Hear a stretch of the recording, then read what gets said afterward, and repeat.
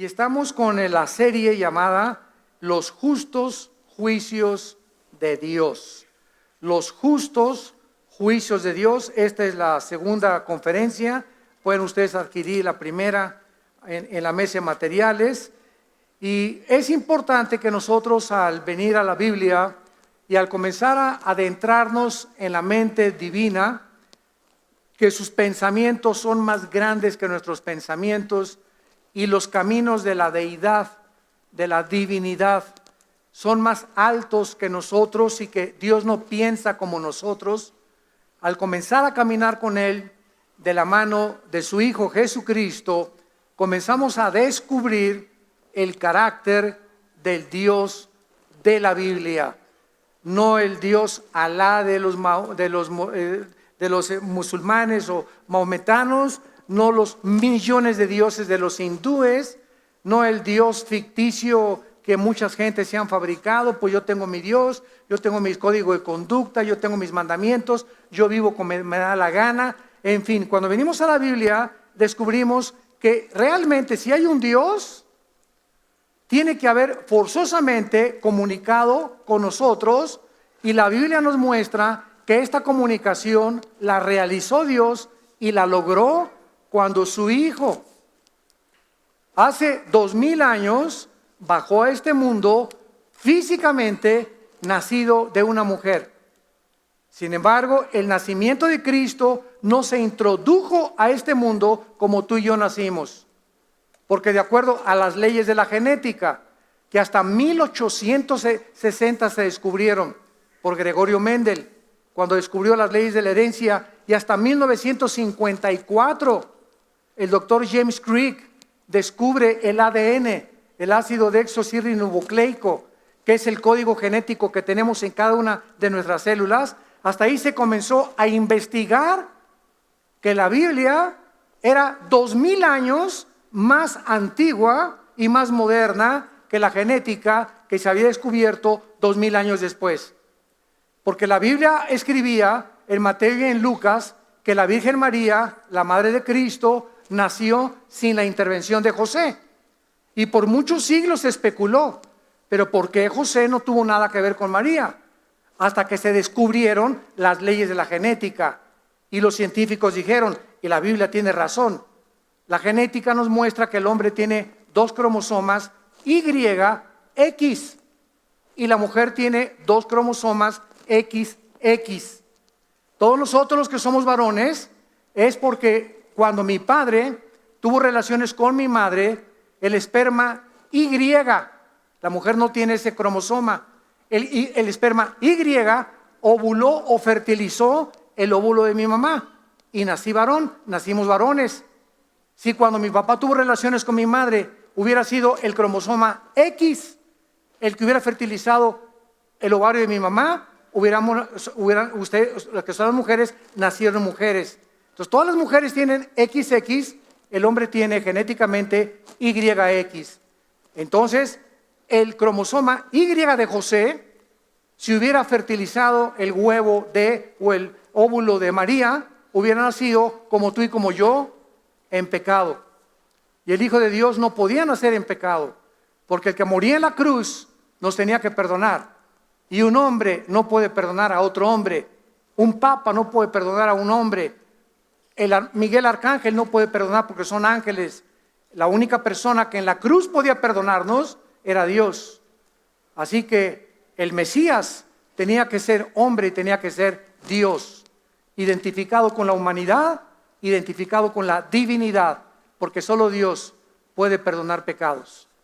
Entonces, este Dios que estamos comenzando a conocer, y no nos bastarían 500 años para penetrar la mente, la incomprensibilidad de la manera como Dios actúa, nos muestra que Dios es un Dios de amor. Es verdad, de tal manera amó Dios al mundo que nos dio a su Hijo unigénito, para que cualquiera de ustedes que crea en Él no se pierda, mas tenga la vida eterna. Pero ese Dios de amor también es un Dios de justicia. Mirad la bondad de Dios, dice Romanos 11, y la severidad de Dios. Cualquiera que trate de burlarse de Dios, o de creer que porque Dios es misericordioso y es amor, crea que lo que sembramos no recogemos o que Dios no va a castigar el pecado, se equivoca completamente. El otro día que estábamos hablando con un grupo de personas que me decían, bueno, pues es que tenemos que vengarnos por nosotros mismos y hay que acabar con la maldad en el mundo, por aquí y por allá.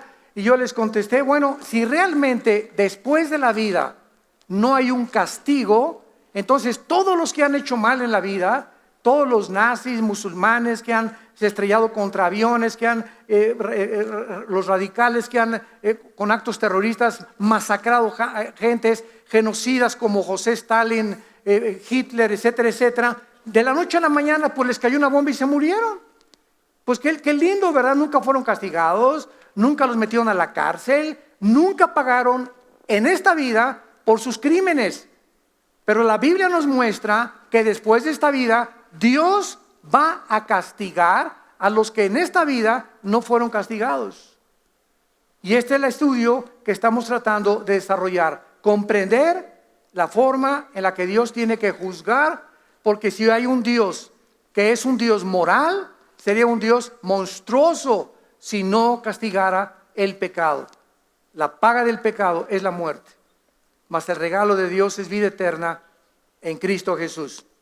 Veamos nosotros en Éxodo capítulo 20, versículo 5, que la Biblia nos muestra que hay una herencia de los pecados. Síganme con mucho cuidado. Los pecados de los padres muchas veces son transmitidos a los hijos y después a los nietos. Y así se pueden perpetuar muchos pecados que la Biblia llama maldiciones. Entonces hay maldiciones generacionales. Antes de leer un ejemplo, si tú tuviste alguna bisabuela bruja o un bisabuelo que practicó la brujería o una abuela bruja o que leía las cartas tarot, o cualquier persona en tu familia de tu segunda generación hacia arriba, papá, mamá, abuela, que haya practicado o que se haya metido en el mundo de las tinieblas de Satanás, de lectura del café, lectura de las cartas tarot, comunicación con los muertos, o gente en tu familia que hacía reuniones de espiritismo para comunicarse. Nosotros en nuestra propia familia, lo reconozco, una hermana de nuestro padre, de Alejandro y yo, teníamos una tía que iba a reuniones de espiritismo y trataba de ponerse en contacto con espíritus. Me acuerdo que se quería comunicar con un hijo que se le había matado y quería saber si su hijo estaba bien, y se reunían todos en la sala de su casa, apagaban las luces, contrataron a un medium, entre comillas, más enchamucado que nada, y trataban de comunicarse con los muertos. La Biblia en Deuteronomio 18 del 10 al 12 condena cualquier práctica, advirtiéndonos que no es un juego. La ouija famosa es un instrumento satánico con muchísimo poder para destruir las mentes de los jóvenes. La ouija no es un juego, no es un juego. Tiene el diablo que entrar aparentando como un juego, como algo inocente. Se tiene que disfrazar como algo inocente para poder capturar, ¿verdad?, las mentes de los jóvenes. Si yo aviento un anzuelo al agua, al mar, sin carnada, a ningún pez engaño. Pero si le pongo al anzuelo un pez que se está moviendo, viene otro pez y lo muerde y queda ensartado. Se llaman señuelos. Se llaman, ¿verdad?, precisamente trampas para poder hacer caer a muchas personas. Entonces el diablo es el maestro en el arte de hacerte caer, a ti y a mí, cuando no conocemos sus estratagemas. Entonces toda esta área, si tú tuviste un abuelo brujo, una abuela bruja o bisabuela, etcétera, etcétera, se muere tu abuela, escuchen esto, y el espíritu de brujería que tenía tu abuelo se sale porque él no se muere. Los espíritus son eternos. Nadie va a ser destruido. O es el infierno o es el lago de fuego, pero los espíritus son eternos. El espíritu de brujería se sale, y si tu abuela tuvo 4 hijos va a buscar en cuál de los cuatro meterse para perpetuar, se llaman espíritus familiares, para perpetuar esta maldición de brujería en la familia. Por eso siempre en una familia hay la abuela o el tío o la bisabuela. Siempre que hay brujería o que hay artes ocultas o ciencias ocultas, siempre en la familia hubo alguien que tenemos que localizar quién fue, porque al recibir a Cristo rompemos esa maldición. Entonces ese espíritu se mete y se perpetúa por cientos de generaciones. Y por eso dice Éxodo 20, versículo 5: no te inclinarás a ellas, ni las honrarás, o sea, a los ídolos, porque yo soy Jehová tu Dios, fuerte, celoso, que visito la maldad de los padres sobre los hijos hasta la tercera y cuarta generación de los que me aborrecen. Escuchen esto. Esto fue escrito hace 3,500 años. Señores médicos que nos acompañan, y señores cienciólogos que nos acompañan, y señores genetistas que nos acompañan, ¿cómo puede haber una visitación? O sea, tu hijo y tu hija y tus nietos van a seguir con las mismas cosas. ¿Cómo podría esto ser posible si no hubiera herencia? ¿Cómo se puede transmitir esto si no es a través de los genes? Y hasta 1860 se descubre que hay una transmisión de herencia de generación en generación. Y la Biblia nos muestra que somos espíritu, tenemos un alma y estamos dentro de un cuerpo. La Biblia dice que morimos espiritualmente cuando Adán y Eva rechazaron a Dios y decidieron independizarse y decidir ellos qué era el bien y qué era el mal. El árbol del fruto de la ciencia del bien y del mal. Vean esto, somos un espíritu, tenemos un alma y vivimos dentro de un cuerpo. Nadie más que la Biblia nos puede dar testimonio de qué estamos formados los seres humanos. Fuera de la Biblia, como Sigmund Freud escribió, somos la psique y el cuerpo. ¿Cuál fue el error grandísimo del doctor Sigmund Freud? Ignorar que el ser humano no es solamente psique, sino que también es espíritu. Y que no es la psique, no es la mente el problema, la paranoia, la esquizofrenia, la psicosis, las psicopatías, todos los problemas mentales que se califican como mentales, tienen una raíz más profunda, que es el espíritu. Entonces, por eso se puede tratar a una persona para quitarle la esquizofrenia o la psicosis o la paranoia, y que tengo miedo de la gente y tengo miedo de todo y me quiero esconder, conductas antisociales. Todo esto que se califica en el área mental no se avanza muchísimo, porque cuando llegan a un punto donde se pueden controlar, el psicólogo manda al cliente al psiquiatra, porque solo los psiquiatras te pueden recetar medicinas. Y los psiquiatras no tienen nada para poder curarte la esquizofrenia, ni la psicopatía, ni nada más que con chochos, con químicos, nada más. Tú visita cualquier hospital psiquiátrico en el mundo, el que tú quieras, y a todos los enfermos los tienen enchochados, drogados, porque es la única manera de controlarlos. No hay capacidad ni método humano que pueda cambiar a una persona más que la sangre de Cristo.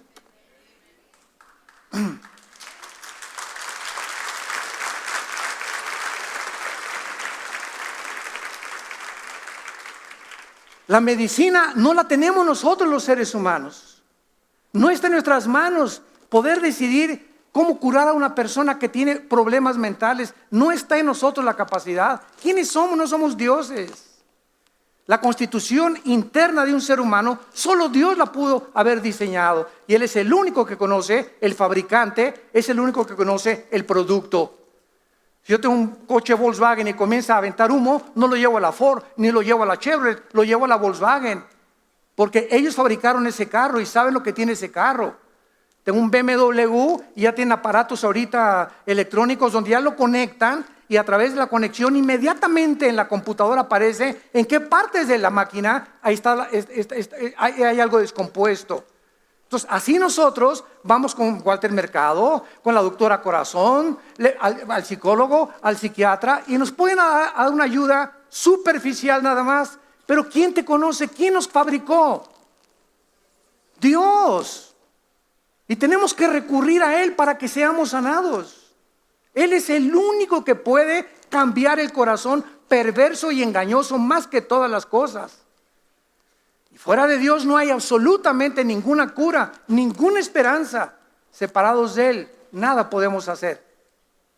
Ahora bien, vamos al libro del Génesis y veamos en el libro del Génesis, en el capítulo 14, cómo Dios, en la primera conferencia de esta serie, vimos que Dios juzga de diversas formas de acuerdo al grado de pecaminosidad. Esto es muy importante que lo recuerden. Dios juzga de acuerdo al grado de pecaminosidad y de acuerdo a la luz, al conocimiento que la persona ha tenido del bien y del mal. En el tiempo del diluvio, durante 120 años, Dios habló a través de Noé y el mundo no quiso arrepentirse de sus pecados. Y siempre, en el momento que una persona rechaza el arrepentimiento, o cuando una nación o una familia no quiere arrepentirse, viene el juicio de Dios como consecuencia lógica. Entonces, en tiempos de Noé, 120 años duró la misericordia de Dios y vino el diluvio. Y solo 8 personas, Noé, su esposa, sus 3 hijos y sus 3 nueras, se salvaron. Cuando venimos a Génesis 18, que ya lo vimos en la primera conferencia, vimos a Sodoma y Gomorra. A Sodoma y Gomorra, Dios le dio 24 horas. En el diluvio, 120 años. Inmediatamente vienen los cuestionamientos. Oye, ¿por qué se tardó tanto Dios antes de Sodoma y Gomorra? ¿Y por qué con Sodoma y Gomorra 24 horas? Dios le dijo a Abraham en Génesis 18, ve y dile a Lot y saquen a Lot y a su familia porque destruyo mañana Sodoma y Gomorra. Y lo interesante es que dice en Génesis 19 que había jóvenes y viejos homosexuales. Y Dios destruye tanto a los jóvenes como a los viejos. ¿Por qué? Porque si hubiera destruido solamente a los viejos, los jóvenes hubieran continuado perpetuando este pecado y se hubiera acabado la sociedad. Se hubiera acabado la sociedad. Como me dijo hace un poco una pareja, ¿verdad?, de gays, me dijeron, yo les pregunté primero, ¿por qué quieren adoptar? Y se miraron el uno al otro, porque pues, ella no es mujer. Entonces ustedes están alquilando matrices. O sea, ¿ustedes creen que sí pueden adoptar? Porque son hombre con hombre y mujer y mujer. Entonces están violando una ley natural. Vamos a cerrar la Biblia. La misma naturaleza habla que es una cosa absurda. Hagan lo que quieran ustedes, pero no se atrevan a adoptar una criatura, que la destruyen psicológicamente. Que llega a los 6 años a la escuela y le digan, ¿quién es tu mamá? Carlos. ¿Y tu papá? Rafael. O Beto, el boticario. Imagínense nada más, ¿no? ¿Qué daño tan tremendo psicológico? O que el mismo niño le pregunte a Carlos y a Pancho, como se llamen los dos, ¿verdad? Oye, ¿ustedes tuvieron mamá? Sí, porque yo no tengo mamá. Ya dejémonos la Biblia, la misma naturaleza nos muestra la descomposición social a la que hemos llegado, de llamar a lo bueno malo y a lo malo bueno. Entonces, Sodoma y Gomorra Dios no lo perdonó. Cayó inmediatamente el juicio, porque Dios considera, escuchen esto, Dios considera, el Dios de la Biblia considera que la institución más santa y más sagrada de cualquier sociedad es la familia. Es el hombre y la mujer y sus hijos. Es lo que forma las sociedades, las familias. Y el día que ya se abandone esta definición de Dios, un hombre con una mujer para formar una familia, y comencemos a redefinir nosotros el matrimonio, es cuando el juicio de Dios comienza a caer así, así y así. Porque es el síntoma de descomposición social más grande que existe en cualquier nación. Y ahorita estamos en una guerra en México orando todos unidos que no haya una legislación de los matrimonios gays.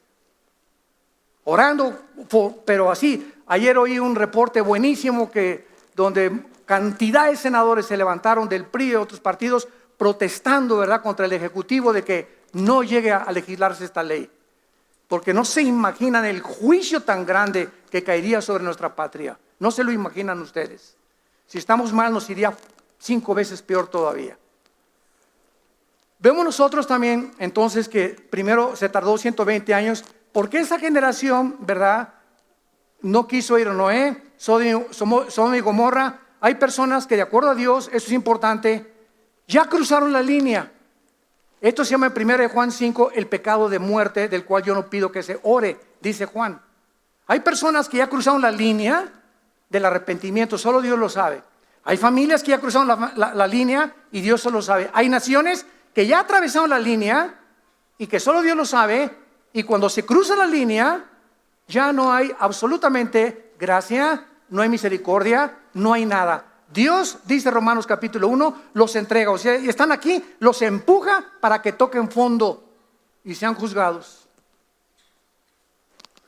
Cristo llega al mundo y llega a una ciudad llamada Betsaida y Corazín, en el Evangelio de Mateo.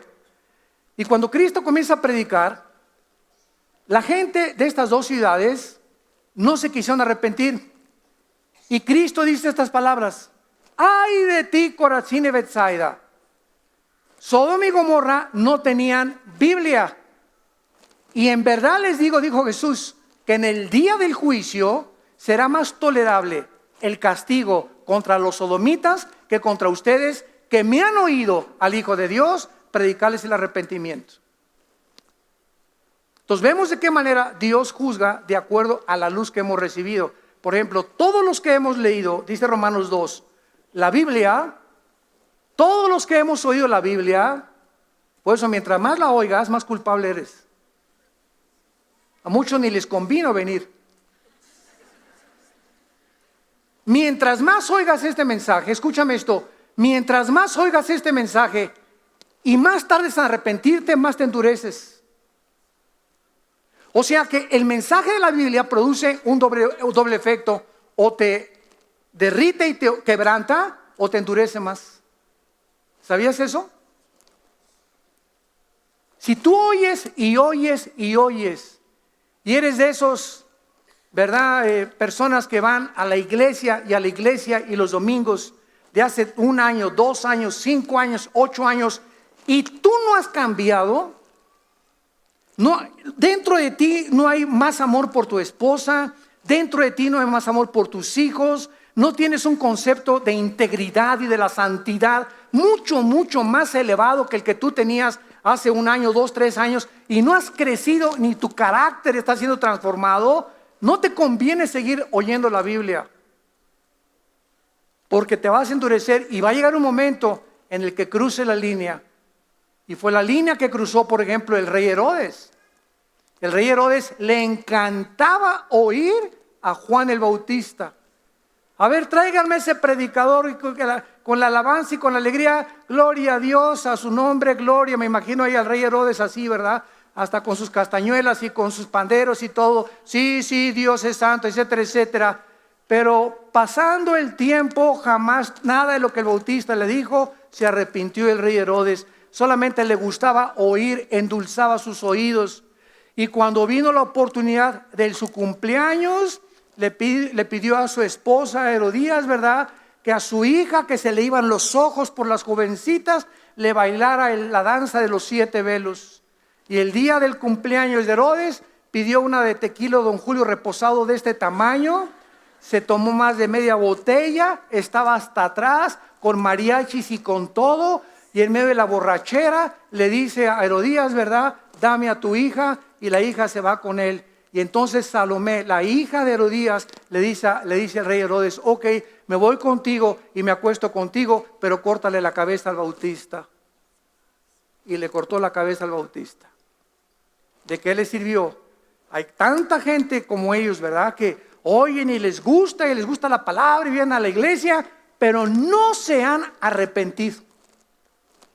¿No ha habido un momento en su vida en el que, Señor, te pido perdón por mis pecados, yo no puedo seguir así, entra a mi vida, ayúdame a cambiar? Si tú no intervienes en mi vida, yo no podría seguirte. No ha habido ese momento en la vida de muchas personas que llenan las iglesias cristianas, católicas y de cualquier otra denominación cristiana. No se han arrepentido. Y vemos nosotros claramente que dice la Biblia aquí en Génesis capítulo 14, que Dios le dijo a Abraham que ellos iban a ser cautivos en Egipto. Y dice el versículo 7, y volvieron y vinieron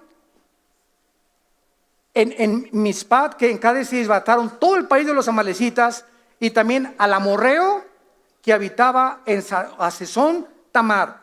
Los amorreos, los que ya han estudiado la historia bíblica, era un pueblo nómada que descendían de Canaán y tuvieron su origen en el área de lo que es ahorita Siria, que está en frontera con Irak.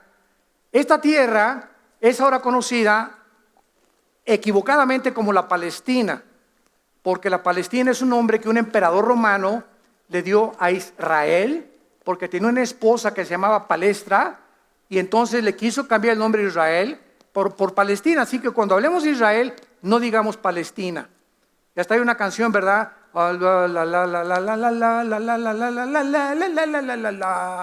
De la tierra de Palestina, que la cantamos siempre que vamos, ¿verdad, Alejandro? Y a Israel en los camiones, cuando entramos a Jerusalén, comenzamos a cantar y les digo yo, ¡shh!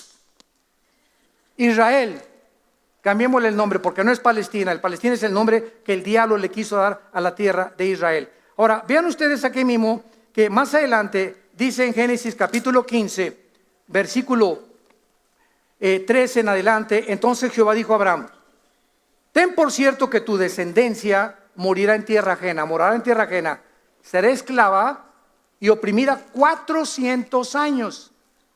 Se le profetiza a ustedes, van a entrar a Egipto, que es Éxodo capítulo 1. Y así acaba el libro del Génesis, cuando muere José y entran todos los hijos de Jacob a la tierra de Egipto. Muy bien. Más la nación a la cual servirán juzgaré yo, y después de esto saldrán con gran riqueza. Versículo 15 y 16, vean con mucho cuidado. Y tú vendrás a tus padres en paz, o sea, cuando tú mueras vas a morir en paz, serás sepultado en una buena vejez, y en la cuarta generación volverán acá, porque aún no ha llegado la maldad del amorreo hasta aquí. Dios juzga cuando Él solo sabe que tú has llegado al último grado de tu maldad. Dios juzga a una familia cuando Él sabe que esa familia ya no tiene esperanza. Dios juzga a una nación cuando ve que esa nación está sumida completamente en el espiritismo o en la brujería o en la idolatría o en la depravación moral. Ahí es cuando entonces el Dios de la Biblia, el Dios todopoderoso, el que mandó a su Hijo a pagar en una cruz por nuestros pecados, para que tú no pagues por tus pecados, ni yo por los míos, sino que con su sangre, que es la medicina para nuestra situación enfermiza con la que nacemos, podamos nosotros tener el perdón y la vida eterna. Esta es la forma como Dios ha tratado, y vemos en segundo lugar en esta serie de conferencias que el pecado debilita moralmente las naciones. Repito, el pecado debilita tu carácter. Mientras más pecas, mientras más pornografía ves, mientras más fornicas con tu novio y con tu novia, mientras más adúltero eres con tu esposa o con tu esposo, mientras más tranzas, mientras más engañas, todas estas cosas se juntan, aunque tú no lo veas, en el mundo espiritual. Y sin que nos demos cuenta, está minando como una polilla nuestra vida interior está desintegrando nuestro carácter hasta que llegue el momento en que eres un degenerado, una degenerada, una persona que ya no tiene límites de nada, ya no quieres creer en Dios, todo lo criticas, todo lo burlas, estás completamente endurecido, eres una persona con tus propias leyes porque el pecado ha destruido tu vida y tu carácter interior. El pecado debilita moralmente al ser humano. Y por eso es tan importante que como cristianos, si hoy gritaste, si hoy viste una mujer con malos ojos, no importa las cosas que cada día se nos pegan, deshagámonos inmediatamente. Llegar en la noche: Padre, tengo una mujer ya 3 días, mi secretaria, que no me la quito de la mente, fuera en el nombre de Cristo, Pancho Pancholina. Con tu novio, ¿verdad? ¿Sabes qué? Basta, mi cuerpo ya no te lo vuelvo a dar. Eres mi novio, pero tú no tienes derecho. No saltemos a privilegios que no nos corresponden. No me quiero embarazar antes de tiempo, ni quiero tampoco ofender a Dios. Tengo temor de Dios, no me toques. Cuando tú haces eso, pasa lo contrario. Hay una fuerza espiritual interna que comienza a fortalecerte. Mientras más le digas al pecado: no hago esto, no veo esto, le volteo al canal de la televisión, me niego a ver estas cosas, no quiero hacer esta tranza, no quiero engañar, no quiero robar. Mientras más le digas no a lo que sabes que tienes que decirle no, te fortaleces y te conviertes en un guerrero, en una guerrera, en un gigante espiritual, y no te imaginas cómo te va a usar Dios. No te imaginas. No te imaginas cuánta paz vas a tener. No te imaginas qué bien te va a ir en la vida. No te imaginas qué bendiciones tiene Dios para tu vida. ¿Quién subirá al monte de Jehová? Dice el Salmo 15, el puro de manos y puro de corazón. El que no ha elevado su alma a cosas engañosas. Esas personas son las que tienen comunión con Dios, y a esas personas les va a ir bien en la vida. Dios no puede ser burlado. Lo que tú siembras y lo que yo siembro siempre tendrá consecuencias, y siempre lo vamos a recoger. Vemos entonces que el pecado de los amorreos llegó al límite, y fue cuando Dios los juzgó, y entonces Dios tuvo que comenzar a levantar al pueblo de Israel. En Jeremías capítulo 5, este profeta, que le llaman en la Biblia el profeta llorón. ¿Por qué? Porque Jeremías es el profeta que vio y fue testigo de la destrucción de Jerusalén.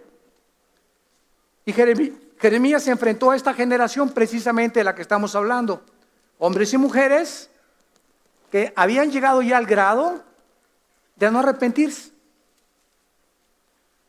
Qué terrible juicio de Dios cuando Dios le dice a una persona: haz con tu vida lo que tú quieras. Yo, dice Dios, no me vuelvo a meter contigo. Cuando Dios abandona a una persona, una familia, una nación, es terrible. Terrible. 1000 veces peor tener de enemigo a Dios que al diablo. 1000 veces.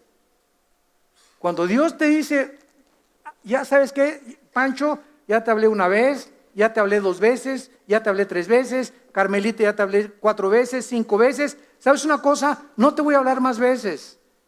Dice en Génesis 6 que desde el principio de la creación Dios estableció una ley: mi espíritu no contenderá contra el ser humano. No puede Dios forzarte a nadie ni a nada, porque si no, Dios violaría la característica más grande que Dios nos ha dado, que es el libre albedrío. Si Dios te obligara a que lo amaras, si Dios te obligara a que te portaras bien, si Dios te obligara a cambiar, entonces ya no seríamos responsables. Entonces Dios nos tiene, si tú quieres escoger eso, escógelo. Pero Dios te dice, llega un momento, y tú no lo sabes, nadie lo sabe, cuando muchos que están oyéndonos, tal vez no muchos de los que están aquí, ya llegó el momento en que Dios no se vuelve a meter contigo, ni Dios te vuelve a hablar. Y si tú regresas para oír el mensaje, te entra por acá y te sale por allá, porque ya endureciste tu corazón. No vas a cambiar nunca, porque así lo has decidido en tu corazón. Dicen Jeremías 5, 3 y 4. Esto es terrible. Oh Jehová, ¿no miran tus ojos a la verdad? Los azotaste y no les dolió. Los consumiste y no quisieron recibir corrección. Endurecieron sus rostros más que la piedra, no quisieron convertirse. Pero yo dije, ciertamente estos son pobres, han enloquecido, pues no conocen el camino de Jehová, el juicio de Dios. Llegó un momento en que Jeremías dijo, Dios, a estas personas que les he hablado, han llegado, han traspasado la barrera, ya son personas locas. Una persona que atraviesa esta línea entre la verdad y las tinieblas, entre la luz y la mentira, la persona que cruza esta línea, esa persona ya no está coherente, ni elocuente, ni sana, ni íntegra mentalmente. Inmediatamente, cuando tú rechazas a Dios, algo se comienza a descomponer en tu mente. Comienzas a pensar locuras, tonterías. Vean ustedes en una forma macroscópica con los césares romanos. Llegaron el momento en que le dijeron al pueblo, somos dioses. Ya estaban descompuestos. Nerón mató a toda su familia y hasta su mamá. Calígula igual. Hitler le dijo al pueblo alemán, escuchen esto. Hitler le dijo a 85 millones de alemanes, y no estamos hablando de indígenas, estamos hablando de físicos, matemáticos, astrónomos, licenciados, médicos, profesionales, gentes inteligentes. Hitler les dijo esto, adoren al tercer Reich que durará 1000 años, y lo creyeron. En el momento que crees la mentira, te entregas a la mentira. ¿Y cómo es posible, dices, pasan los años, que los sociólogos y los analistas de la mente cómo es posible que una gente tan inteligente pueda creer que un tonto, un baboso como Hitler pueda prometer 1000 años y creerle? ¿Cómo es posible? Pero hay gente para todo, hay seguidores para todo. Dentro de la misma cristiandad, dentro de nosotros los mismos cristianos, hay cada predicador que yo he escuchado que no es posible. Hay un predicador que dice que tiene una página y tiene membresía platino, oro, plata y bronce. Y que si le das cierta cantidad, te sientas hasta adelante y tienes derecho a platicar con él 15 minutos a la semana. Y así le mandan dinero. Y así engañan a la gente. Falsos profetas, mercenarios del evangelio. Así les irá en el día del juicio. Y estoy hablando de una persona sumamente conocida en el mundo evangélico. Te metes a su página y a ver qué membresía escoges. Y si tienes la más alta, miles de dólares, te sientas hasta adelante, tienes todos sus cassettes. Y si tú llegas a sentarte adelante y no eres platino, te mandan hasta atrás. Porque está reservada a los que más dinero dan. ¿Y cómo es posible, te preguntas, que nosotros llamándonos cristianos aceptemos eso? Todavía hace 5 o 10 años me llegaban a mí sobres con una huella del famoso predicador, no sé quién, ¿verdad? Me reservo el nombre, y ponía la huella y venía una carta que me decía que si yo le mandaba $150 al año, me mandaba un seguro para sacar a los chamucos de mi casa por 9 meses. ¿Qué? Como dicen los jóvenes, chale. Yo le decía, ¿habrá gente que crea eso? O sea, a los 9 meses tengo que comprar otro seguro para que las maldiciones se vayan de mi casa. Imagínate nada más. O otros que te venden frasquitos de aceite ungido de Jerusalén. ¿Qué Jerusalén ni qué aceite de oliva ni qué aceite de chalco? Ya no tiene ningún poder el aceite, es un símbolo del Espíritu Santo en el Antiguo Testamento. Y ahí ven y pagan $100 porque es de Jerusalén. Me lo puedes traer de chalco, es lo mismo. No tiene poderes mágicos, eso es atribuirle poderes mágicos a un objeto. El objeto de nuestra fe es Cristo.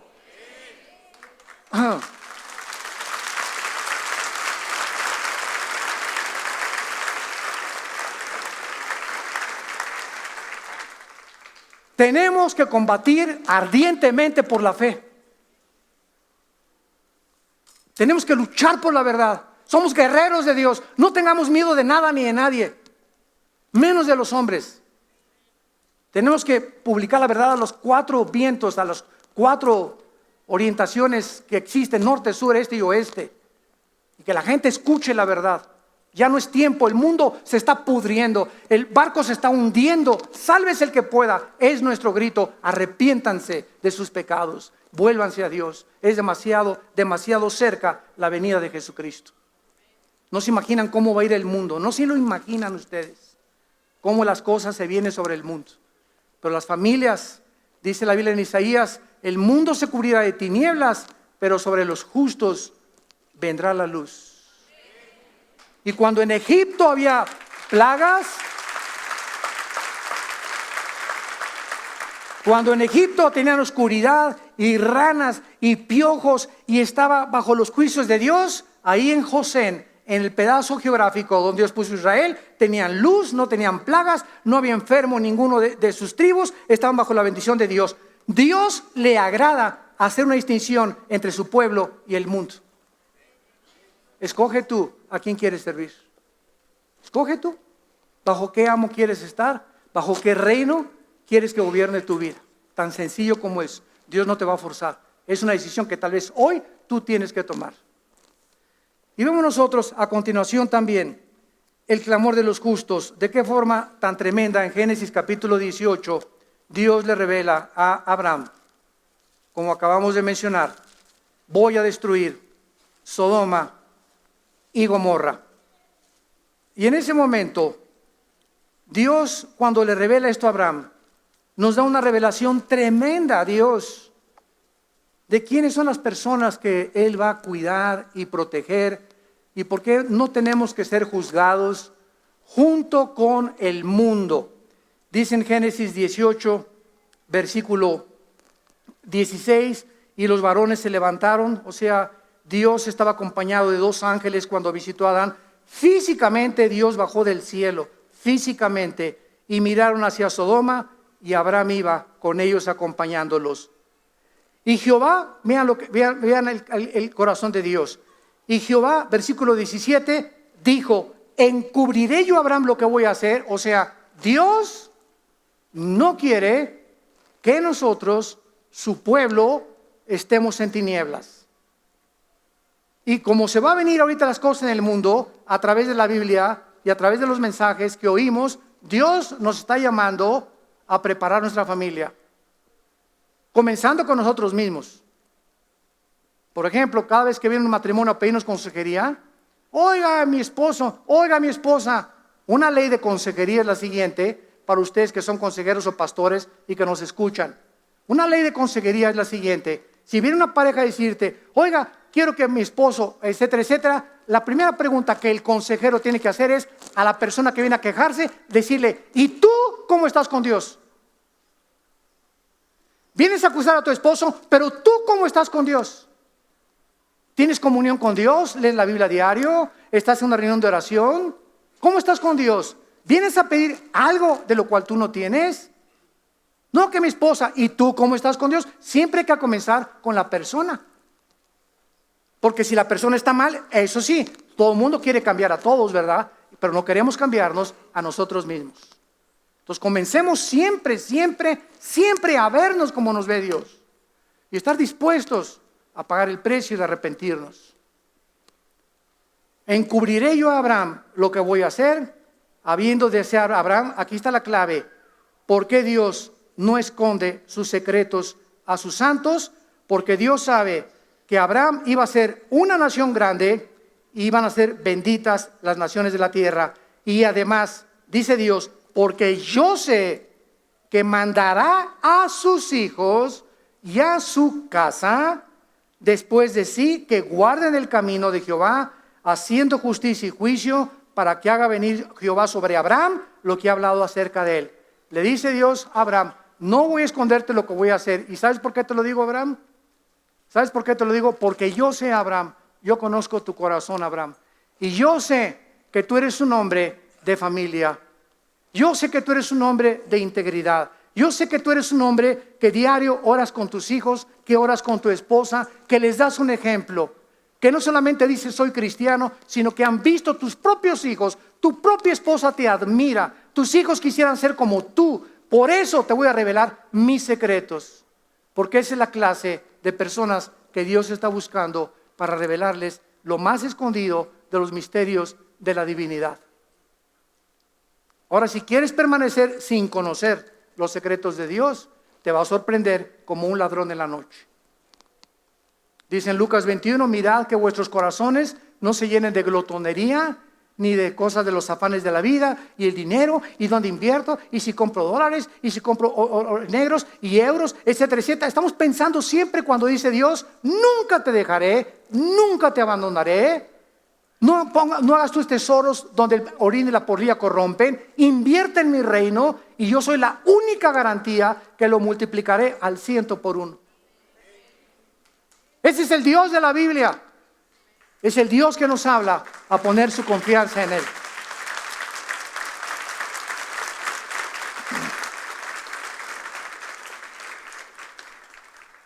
Ahora vayamos a Génesis 19 y veamos por qué Dios juzgó a Sodoma y Gomorra.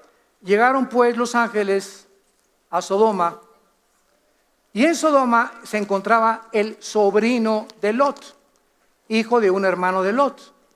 Eso lo encontramos desde Génesis capítulo, de los primeros capítulos de Génesis. Y vemos nosotros que este sobrino de Lot se encontraba en Sodoma, y él en el capítulo 13, Lot, cuando se pelearon los sirvientes de Lot, porque Lot era millonario, era riquísimo, Abraham era riquísimo, y su sobrino pues también tenía algo de ganado. Se comenzaron a pelear porque querían los dos tener los mismos pastos.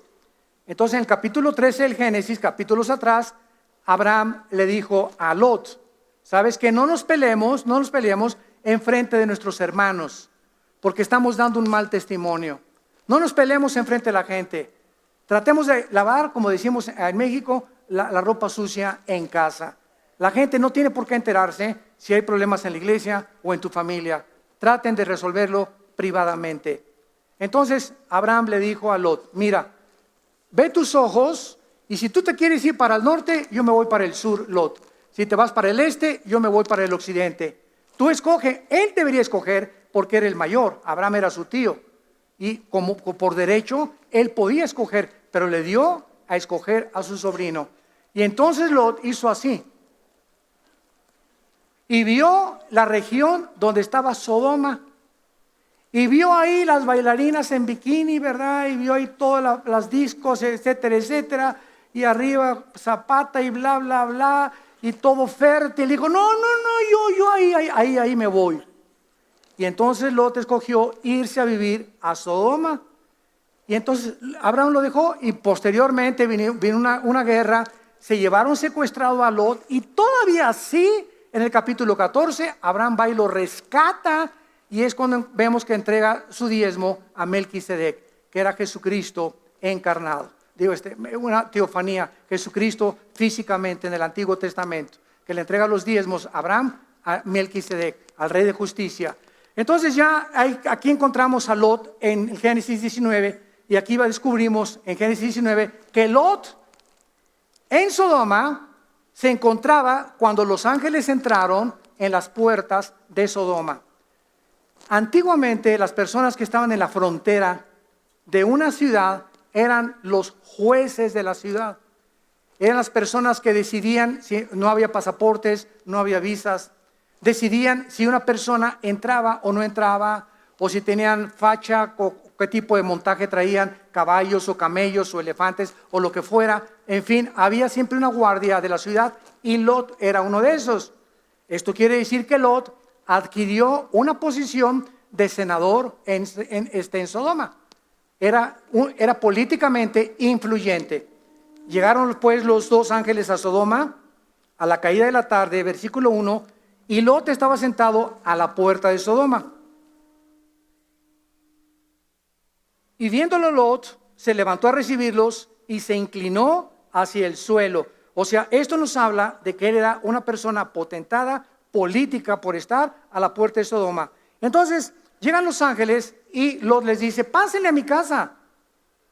Eran, imaginen ustedes, la belleza de los ángeles. Eran 2 varones, que John Travolta, ni que Tom Cruise, ni que nada, ni que Rambo, ¿verdad? Los ángeles, me imagino, son seres perfectos, como varones, muy atractivos como varones. Entonces, pásenle a mi casa, y los pasó a su casa. No querían los ángeles, pero los metió. Pero los sodomitas, cuando vieron que pasaron por la ciudad los ángeles, imagínense nada más, los sodomitas comenzaron y se fueron en caravana detrás de estos 2 varones y le tocaron a Lot la puerta. Ábrele, porque queremos tener relaciones con estos varones. Vienen de Hollywood, no quién sabe de dónde vienen. Y entonces Lot no quiso. Y entonces los varones de afuera comenzaron a querer romper la puerta para meterse a la casa de Lot para violar a los ángeles. Y leamos lo que pasó. Versículo 4. Pero antes de que se acostaran, rodearon la casa los hombres de la ciudad, los varones de Sodoma, todo el pueblo junto, desde el más joven hasta el más viejo, y llamaron a Lot y le dijeron: ¿dónde están los varones que vinieron a ti esta noche? Sácalos para que los conozcamos. Esta palabra que se usó en el hebreo, conocer, es yada, con Y-A-H-A de Armando. Yada, que se usa para relaciones íntimas. Entonces Lot salió a la puerta, cerró la puerta y les dijo: hermanos míos, todavía les dice hermanos, Lot, qué bárbaro, ¿verdad? Mis hermanitos, písanlo, no hagan tal maldad. Mira lo que dice Lot: tengo 2 hijas que no han conocido varón, os las sacaré fuera. Hagan de ellas como bien les parezca, solamente que estos varones no hagan nada, porque vinieron a la sombra de mi tejado. Y ellos respondieron: quita ya. Y añadieron: vino este extraño, sea Lot, para habitar entre nosotros, y habrá de dirigirse en juez. Ahora te haremos más mal que ellos. Y hacían gran violencia al varón Lot, o sea, lo comenzaron a golpear, y se acercaron para romper la puerta, pero los varones alargaron la mano hacia los ángeles y jalaron a Lot dentro de la casa, y los hombres que estaban en la puerta fueron heridos con ceguera, desde el menor hasta el mayor, de manera que se fatigaban buscando la puerta. Lot, viviendo en un medio ambiente de inmoralidad, nos describe tal como somos. Si hubiera sido escrita por hombres, hubiéramos ocultado cosas. No, la Biblia nos dice lo que es la humanidad en las diferentes épocas que hemos atravesado. Estamos en el siglo XX y ahora, ¿cuántas mamás? Yo me he escuchado, mi esposa que trabaja en derechos humanos y en muchas cosas para ayudar a la mujer, hemos escuchado cuántas mamás están vendiendo a sus hijas a la prostitución para ganarse dinero. ¿Cuántos papás violan a sus hijas? Este es el mundo que te sorprende. ¿Te sorprende esto? Esto fue hace 4,500 años. El corazón humano no ha cambiado. La misma maldad que hay en el corazón sexual existe en el ser humano sin Cristo. Y vemos que los padres siguen iguales, vendiendo a sus hijos, no importando con quién anden, no importando esto y el otro. Pues la hija la vendo, ¿verdad? O las ponen a prostituirse a las propias hijas, padres violando a sus propias hijas. O sea, el ser humano se convierte. Estamos aquí en este nivel. Aquí están los animales. Los animales todo lo hacen por instintos. El ser humano baja a un nivel más bajo que los animales. Los animales matan por necesidad, son guiados por instintos. Somos los únicos seres que matamos por placer, por sadismo. ¿Cómo es posible que hayamos descendido a ese lugar? Porque le hemos dicho a Dios: no quiero arrepentirme, simplemente por eso. Quiero hacer mi voluntad, y Dios entrega al juicio a las naciones.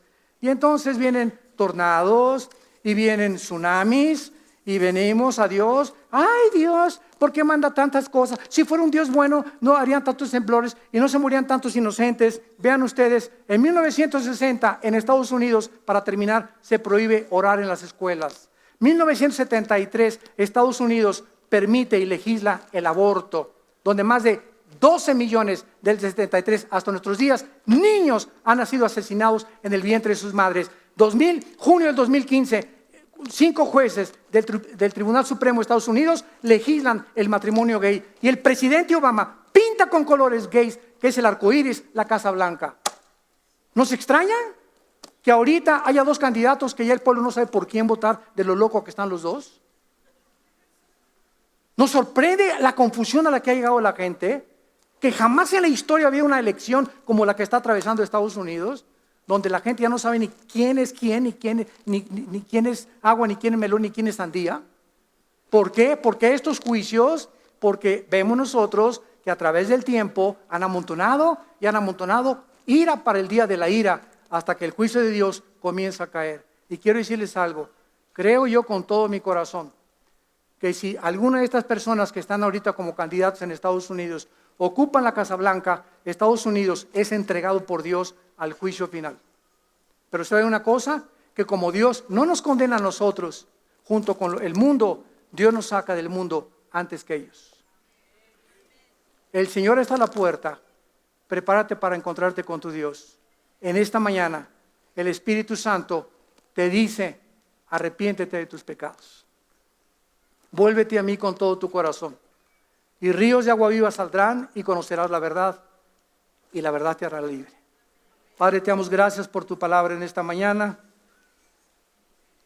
Te bendecimos por la luz que nos das, por el entendimiento que el Espíritu Santo nos puede dar, por la dirección